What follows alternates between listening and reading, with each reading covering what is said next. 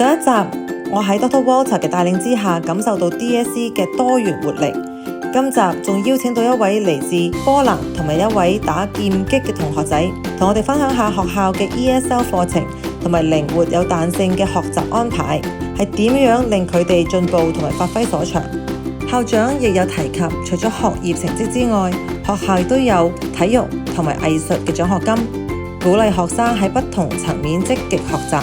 當然亦都問到學校嘅收生程序同準則啦，一齊聽下佢哋嘅分享。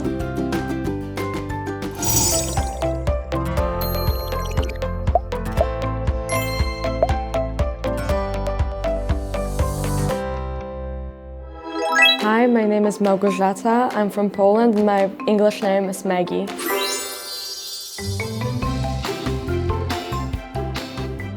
When I first joined DSC, my English wasn't fluent. I was a beginner. I was in ESL program as I was surrounded by a diverse, friendly, and most importantly, supportive group of friends and teachers that were always there to help me, correct me. Within 1 year, my English improved a lot. Ambassadors' children come over. They come from all different countries, right? We met someone from Sweden, from France, from Nigeria, right? All over. Their English standard must be quite diverse. What kind of programs do you have in place to support the ESL students and get them up to speed? Well, our teachers are well-trained from Canadian universities, and those that come in to our school from an Ontario background, they're quite used to a diverse student demographics. And you always have immigrants and people coming into the country with different levels of English capabilities. And one thing DSE's always done is provide a very multi-leveled English second language program. So when a student comes in, they're assessed so that our team of experts will know exactly kind of where they are in the program. And then the students will be pulled out of their language arts class to spend time with our English specialists to really focus on English acquisition at the level the student's at. But the interesting dynamic is that the students also must stay with all the other students for science, for math, for social studies. And since our student population is so diverse, this also forces them to develop English language quite quickly because their friends come from everywhere. You have to develop that common language on campus, which here is English.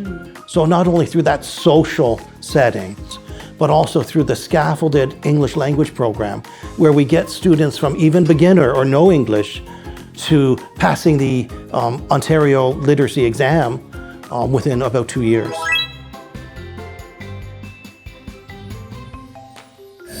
Hi, I'm JP.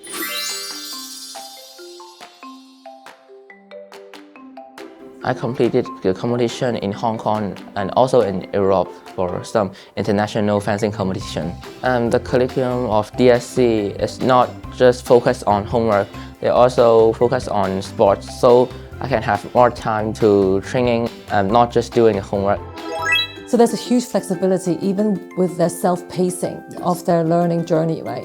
So for children who are, for example, talented in sports and they want to take some time off and dedicate to international competitions, would this structure allow for that? We not only have the flexibility in the structure, we also have flexibility in how we assess. We have a top athlete, many top athletes in our school. We're working now with one of our top athletes who is a golfer. So he needs some time off second semester to practice golf. So we're making a schedule for him where he only takes 3 of the 4 courses. So that allows him to leave school early in the afternoon, being done around 1:30, to spend time with his coaches and practicing. Also with our assessment, we can allow the students to have time away from school, and when they come back, still catch up on the assessments or even do alternative assessments to match their learning goals. We recently had an example of this with one of our fencers who was across Europe for a month and a half on a European tour. So during that time when he was away, we were able to support him in his learning and then make sure that when he came back, he was still successful on his exams and passed all his first semester courses.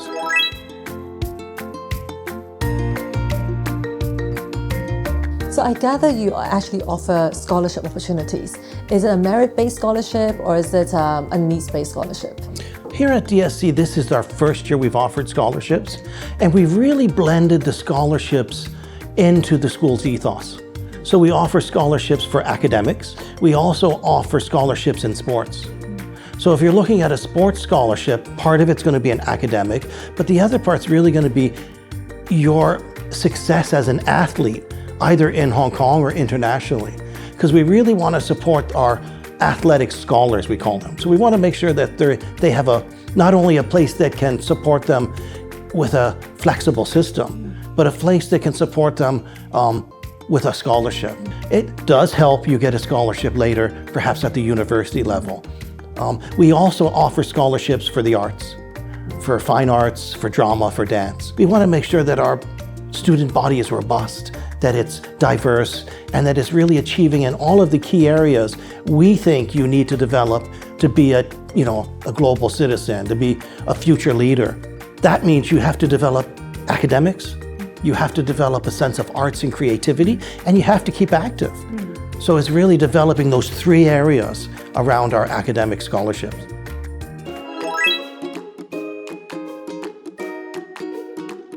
I think offering that breadth of opportunities, you're also sending a very aspirational message to the whole community that we acknowledge talents in every aspect. So these are talented students.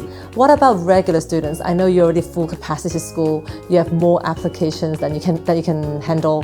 What is your admissions process? What do you look at? How do you assess? When we're bringing students into the school, being a school that has multiple exit points. Again, we go back to the students can graduate in January, they can graduate in June, they can graduate in August. So we have what we call here open enrollment. So we're really looking at meeting with the students, ensuring that we're going to be a right fit for the student. So the interview process is quite relaxed, really, compared to maybe some international schools. And it's focusing on really where the students want to go and whether our model is the right model for them. And it's a process that will take, we have fast enrollment, which can take 1 week, or a process sometimes it takes a bit longer, particularly if we're in the process of interviewing students internationally. Because we can accept students and students can interview before they've even arrived in Hong Kong. So we have a very flexible admissions policy here. Well, that's amazing. DSE, dream, succeed, celebrate.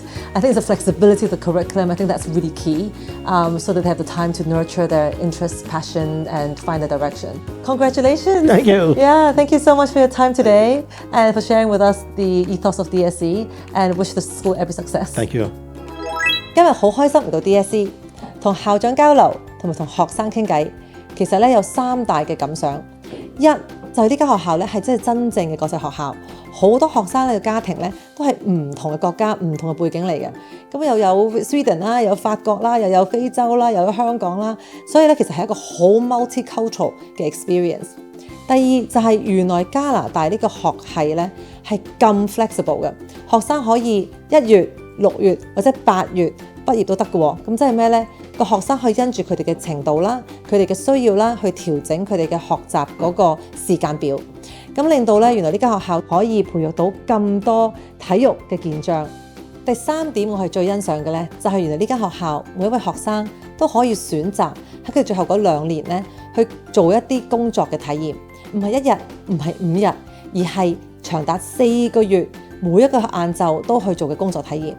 真正幫到佢哋咧揾到佢哋嘅工作嘅方向啦，同埋大學學科嘅選擇。